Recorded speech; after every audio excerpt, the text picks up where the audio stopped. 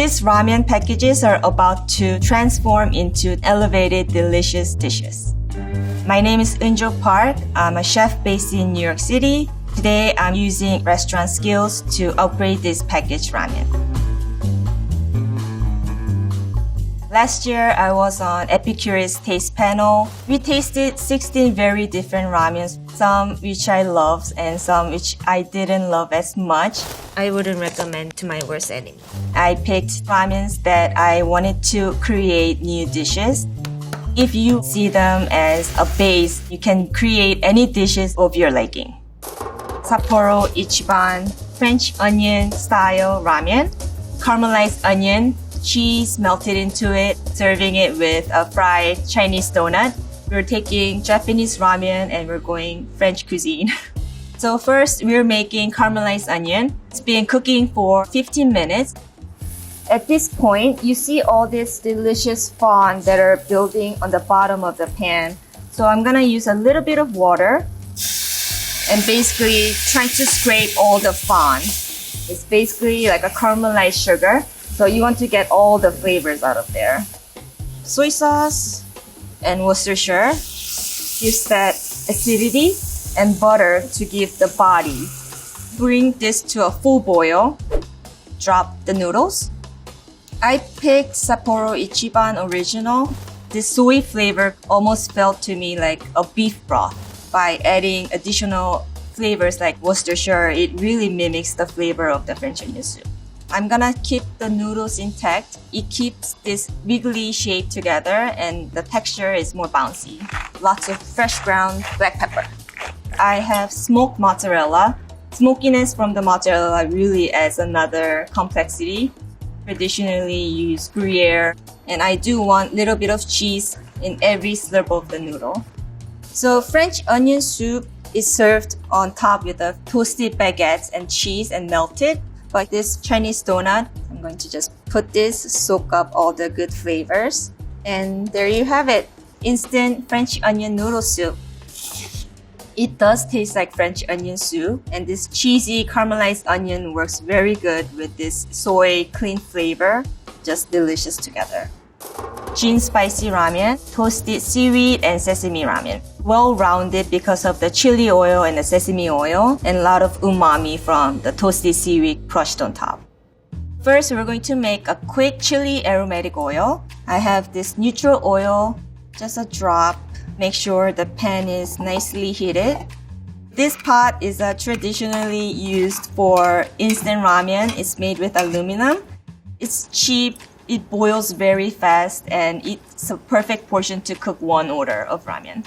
Gochugaru is a dried Korean chili flakes. It's not all about the heat. It also has floral sweetness to it. I'm going to add our soup base. The flavors from Jin ramen is very well balanced mushroom, beef, a nicely balanced soup base that you can build. And we're gonna bring up to a boil. It smells great already. Drop all of our flakes and ramen. In the flakes, there are scallions, carrots, mushrooms, and chilies. The ramens are starting to fall apart from their normal shape. I'm not going to actually force it to separate.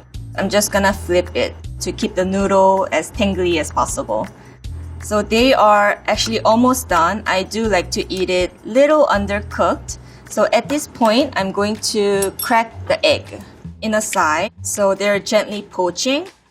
30 seconds will cook the egg, and by that time, the noodle should be ready to go. This is distilled white vinegar. It helps to brighten up the noodle. Green scallions, sesame oil. This is a toasted seaweed. It's seasoned with sesame oil and a little bit of salt.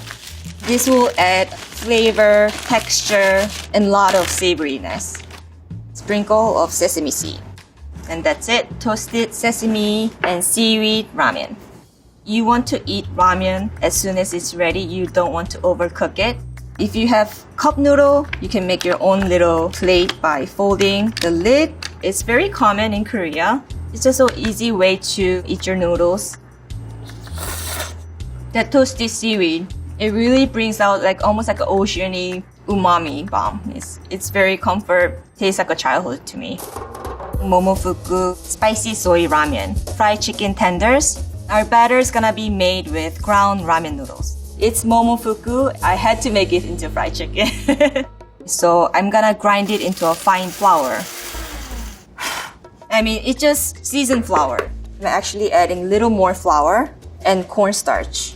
It doesn't have any gluten, so it helps to make it more like a shattery, crisp batter. Little salt, toasted sesame seed to give extra crunch while we're frying. Sparkling cold water. Since these noodles are very dry, we'll actually rest in the fridge for about 10 to 15 minutes. They'll thicken up a little more. So while the batter is resting, we're going to make our glaze. Butter, honey, toasted sesame oil. We're using everything from the packet. The sauce becomes the glaze and the ramen noodle becomes the batter. This spicy soy ramen sauce. It's pretty salty, so I am making honey butter to balance. We're gonna set it aside and stir frying. The chicken tenders been brine 1 hour in about 5% salt.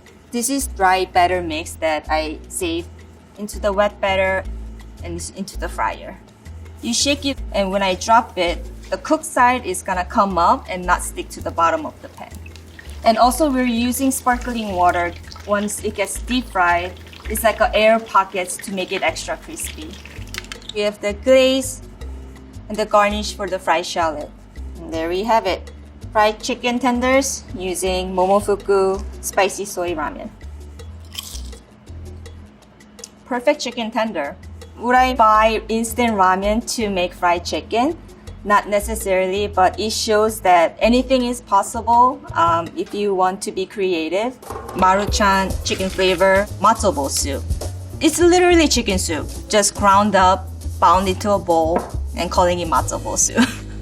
So I have the garnishes here. The seasoned noodle, I'm going to put in a Ziploc bag, and we're going to crush it into little crumbs.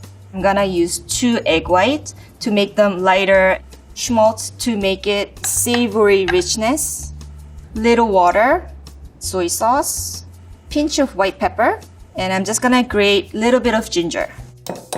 Put it in the fridge for 30 minutes, and by that time, the starch should absorb all the moisture and we should able to form into a ball.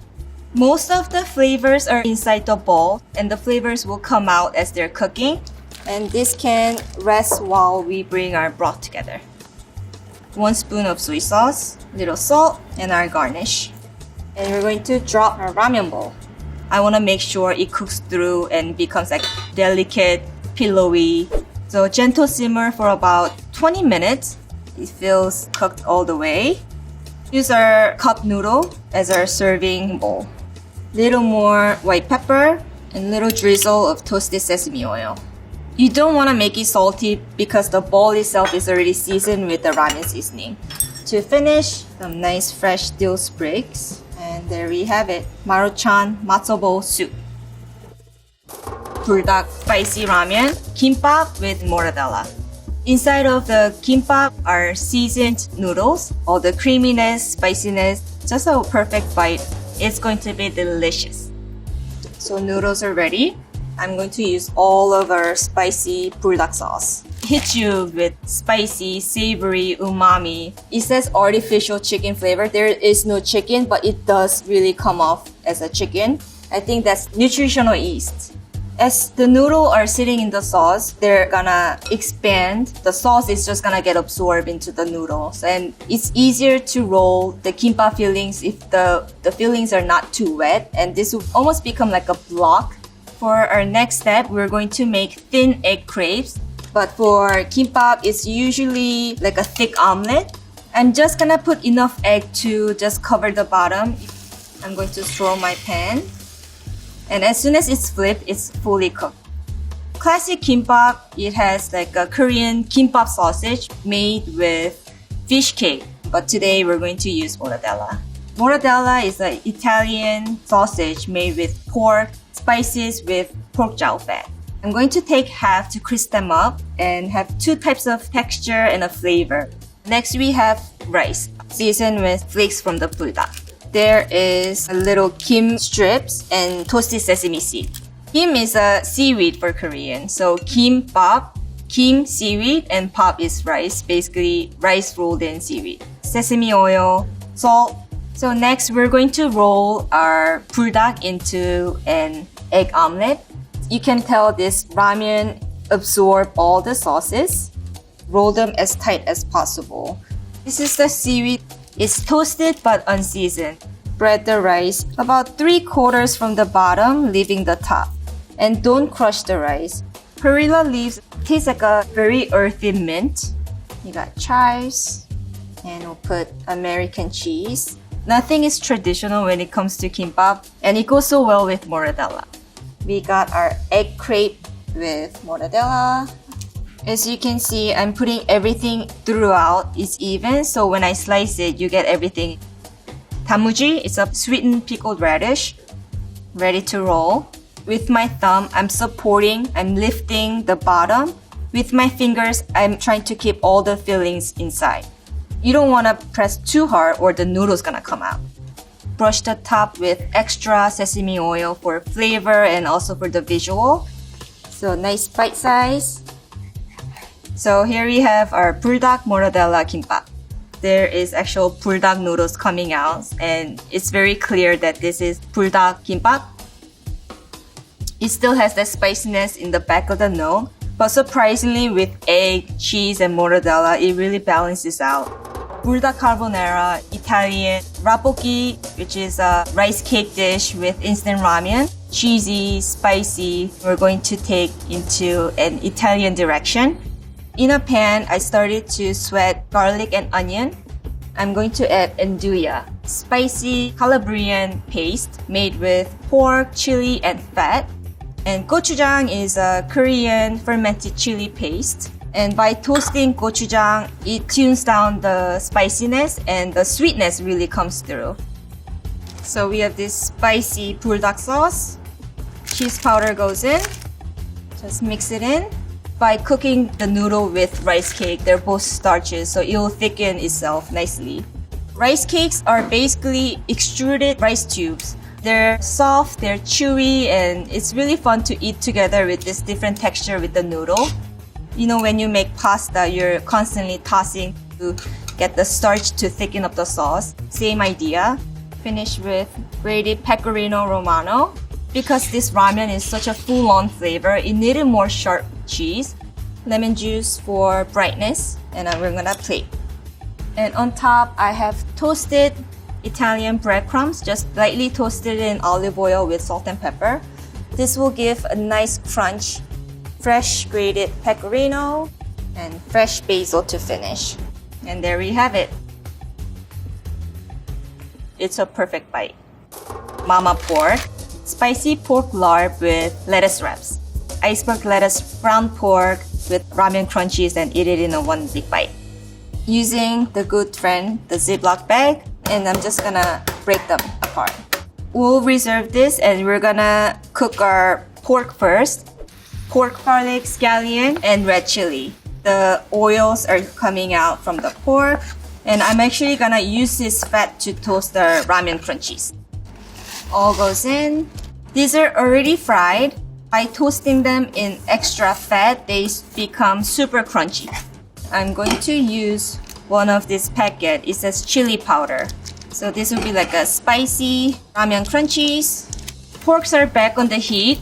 Gochugaru gives a nice red color. Add all of our rest of the seasoning. It has sugar, it has MSG, and all this lemongrass and aromatics that we're looking for in the Thai cuisine.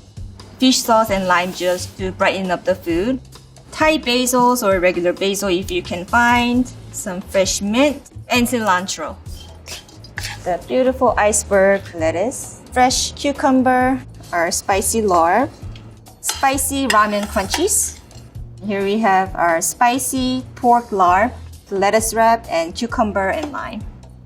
As a Korean, when you make sam, like a lettuce wrap, you do have to eat one bite so you get all the flavors in one big mouthful. It had a good foundation to start, so it was very easy for me to just up the flavors, create into something totally different. Indomie mee goreng, sesame noodles with sauteed vegetables and shrimp on top. chewy, crunchy noodle with this savory, sweet, and also spicy sauce that goes very well together. I have sauteed garlic, scallion with the vegetables you have in the fridge.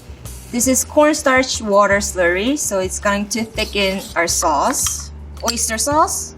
In this mee goreng, there is 5 different seasonings, starting with chicken powder with onion and garlic. And here we have seasoning oil. I think it's cooked in shallot, so it's more like a shallot oil. In the middle is a sweet soy. On the side is a sambar. It's a chili sauce. It thickens with using the cornstarch slurry. I'm just going to add our shrimp and cook it until they're just ready.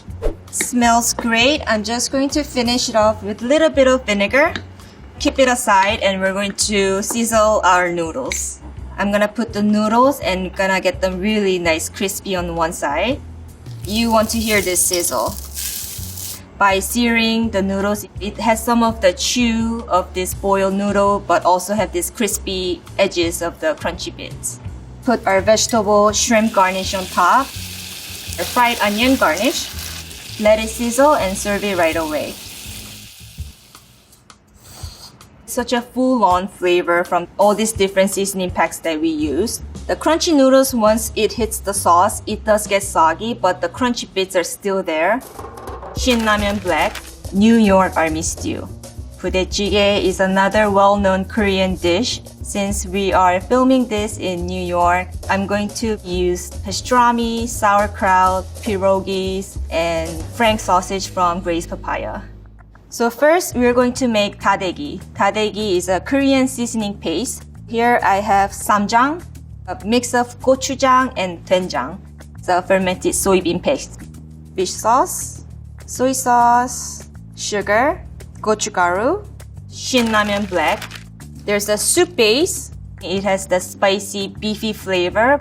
Make sure they're all mixed into a nice thick paste and use it later. We're going to build our army stew. Cabbage, onion, have a hot dog frank, cut in diagonal. I'm just gonna put all the ingredients in their own so it looks nice and presentable. Pastrami. I do like to add tofu because it absorbs all the flavors.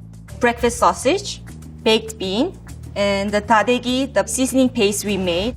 And our final ingredient is our flakes. Nice chunks of mushrooms, scallions, and chilies here. I'm just going to mix this beef bone base with the water. After it comes to boil, let it simmer for like 5 minutes until the vegetables are cooked. The flavors will really come together. If it wasn't New York enough, we're going to add more New York ingredients. Pierogi works like mandu, like a Korean dumpling. It will absorb all the broth. And sauerkraut, this will work like a kimchi. The lactic acid tang will brighten up this very rich stew. Chopped garlic. And we're putting the noodles in. American cheese is a classic recipe for budae-jjigae. And just let it melt. I like to grab all the noodles first. And I'm gonna grab it with the cheese on top. Honoring classics, not necessarily always by repeating it. It's by where you're living it and using the ingredients that you have to make it delicious food. It's so good. We proved today that the possibility is unlimited. Have fun, be creative, and just enjoy instant ramen.